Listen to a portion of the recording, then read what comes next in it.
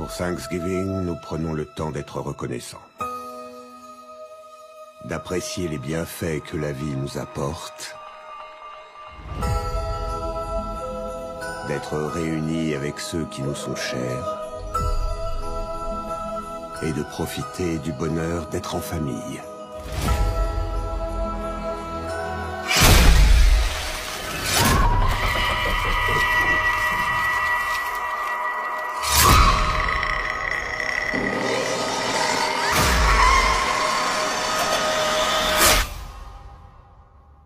Bon appétit.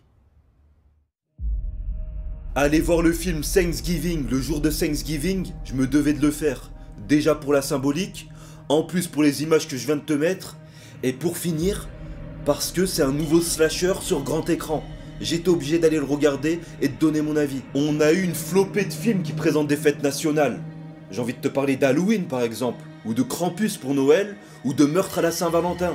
Bientôt on va nous faire un film sur le Eid. Mais attends, il y a concept là. Des animaux égorgés, des arabes, il y a tout pour faire un bon film en vrai. Mais bon, aujourd'hui on parle de Thanksgiving et de quoi ça parle? On suit les aventures d'une bande de potes dans la ville de Plymouth. Ouais, c'est comme ça qu'ils le disent en VF. Apparemment c'est dans le Massachusetts et c'est le berceau de la fête nationale de Thanksgiving. Le jour du Black Friday, donc le lendemain de Thanksgiving, une enseigne très connue dans la ville décide d'offrir des gaufriers aux 100 premières personnes qui se présenteront devant le magasin. Bien sûr en plus des promos habituels qu'on peut avoir durant Black Friday. Le soir même et juste avant l'ouverture du magasin, les personnes affluaient en masse devant l'enseigne, justement pour avoir une chance de gagner le gaufrier. Les tensions commençaient déjà à monter, tout le monde se gueulait dessus, se frottait, etc. Mais ce qui a mis le feu aux poudres, c'est que la fille du directeur de l'enseigne a cru bon de faire rentrer ses potes en avant-première. Ses potes sont rentrés dans le magasin et ont nargué toutes les personnes qui attendaient dehors. Donc les personnes ont ragé et ont commencé à tout retourner pour rentrer de force dans le magasin. L'hystérie s'est emparée de la population, ils ont mis le chaos dans tout le magasin. Résultat des courses, et c'est le cas de le dire, des morts, des blessés, dans des situations super gore. Ce tragique événement a créé un monstre, un tueur en série portant le masque du gouverneur de la ville. Il était bien décidé à se venger de toutes les personnes à l'origine de ce drame. Maintenant, qu'est-ce que j'en ai pensé de ce film? Il était incroyable. C'était un sacré retour aux sources et en même temps avec beaucoup de modernité. Parce que oui, avec ce que je viens de te présenter, tu te rends bien compte que c'est un slasher tout à fait banal. Mais c'est ça qui fait du bien. Ça faisait longtemps qu'on n'avait pas eu justement un scénario très basique qui mettait à l'honneur l'horreur et le tueur en série plus qu'autre chose. On a une bande de potes assez casse-cou, qui parlent mal, qui fait chier à toute la population. Leurs actes vont avoir des conséquences, dont la création justement de ce tueur en série qu'on va essayer d'iconiser, justement à la manière d'un Ghostface dans Scream par exemple. Et de ce côté-là, c'est super bien réussi. Parce que oui, regarde sa tête, il a de la gueule, on est d'accord. Oui, ses motivations, elles sont assez primaires. C'est une histoire de vengeance. Parce que dans le drame qui s'est passé durant Black Friday, il y a une personne qu'il aimait qui est morte. Mais en vrai, dans un film comme ça, tu t'en tapes. Tu veux juste du fun. Tu t'en fous du scénario, de la profondeur des personnages. Tu veux juste que tout le monde se fasse déboîter de manière burlesque, intéressante et humoristique. On attend que ça. Et surtout, on veut du gore. T'es juste impatient de voir de quelle manière il va se venger pour chaque personne. Parce que oui, chaque mort est mise en scène de manière différente et originale, et surtout super gore, donc ça fait plaisir de revoir ça. C'est un slasher classique, mais avec une pointe de modernité. Parce que oui, le tueur en série, il est connecté, le frère. Il harcèle ses victimes sur Instagram, et il est là, sur Twitch du Dark Web, on dirait, pour justement présenter les différentes morts. Personnellement, j'ai beaucoup apprécié le film Thanksgiving, pas pour son originalité, mais parce qu'il me donnait tout ce que j'attendais. Je le disais en plus dans ma dernière review sur FNAF, que j'attendais juste un film un peu fun, humoristique, gore, et j'en voulais pas plus, le scénario je m'en foutais un peu. Je voulais juste passer un moment divertissant. Et ben c'est réussi. Thanksgiving c'est un savant mélange entre du gore, de l'humour, de la peur, et surtout derrière il y a une petite histoire d'enquête et un sous-texte mais qui est pas du tout subtil. Mais ça fonctionne de fou. Encore une fois, ça révolutionne pas du tout le genre.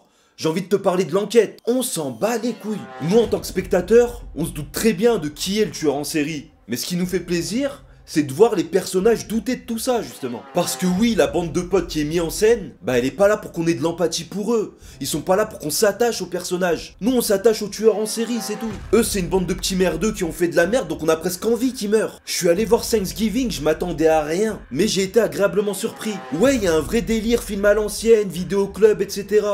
Pour ceux qui connaissent pas les vidéoclubs, pour les plus jeunes, c'est un peu le Netflix mais en réalité augmentée. C'était un endroit où tu pouvais aller louer des films, louer des cassettes vidéo. Et là-bas à l'époque, eh ben, c'était trié par genre. Et les films d'horreur étaient regroupés juste à côté des films de cuisine. Ceux qui ont connu cette époque masterclass, vous savez de quoi je parle. Et ben Thanksgiving, honnêtement, il avait sa place sur les rayons.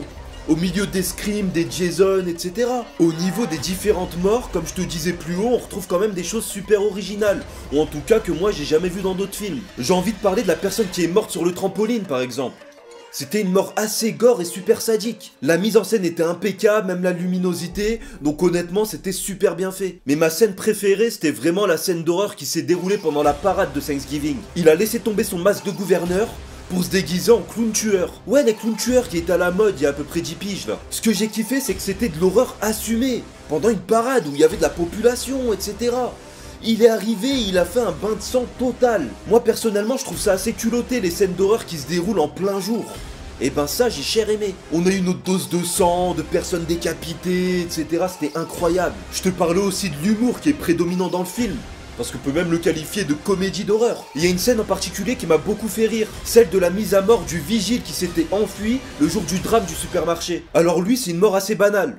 Il se fait charcuter avec un couteau à viande. Sauf que chez lui, il avait un animal de compagnie, un chat. Et ben le tueur est arrivé chez lui, il l'a charcuté comme pas possible, et avant de partir, il est revenu, il a fait une petite caresse au petit chat, et il est parti.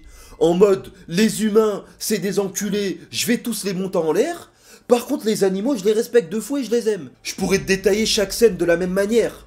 Sauf que le but, c'est de t'encourager à aller voir le film, justement. Maintenant, pour les vrais cinéphiles, oui, c'est pas un chef-d'œuvre. Tu vas y trouver plein de défauts, on est d'accord. Déjà, le tueur, il manque beaucoup de consistance. Ses motivations, elles sont vite faites. Voilà, y a rien à dire sur lui à part qu'il tue des gens. On a aussi une sorte de critique de la société de consommation. On nous explique par exemple que la consommation à outrance, ça peut justement provoquer des drames comme celui qu'on a vécu durant le Black Friday. Mais ça tombe vite à l'eau honnêtement, parce que pour moi, si tu mets ça en scène, c'est que derrière toutes les victimes doivent mourir. Et spoiler, à la fin, il y a des survivants. C'est quoi le message exactement? C'est de nous dire que la surconsommation c'est pas bien, et qu'à la fin nous dire bah si en fait c'est pas si mal parce qu'il y a des survivants? Non les gars, s'il vous plaît, si vous voulez vous la jouer sous texte, etc., allez-y à fond. Moi personnellement, j'aurais aimé que tout le monde crève. Qu'il reste pas un seul survivant. Déjà ça légitimise le message, le fait que surconsommer c'est pas bien. Et en plus je sais pas, moi j'étais pour le tueur en série.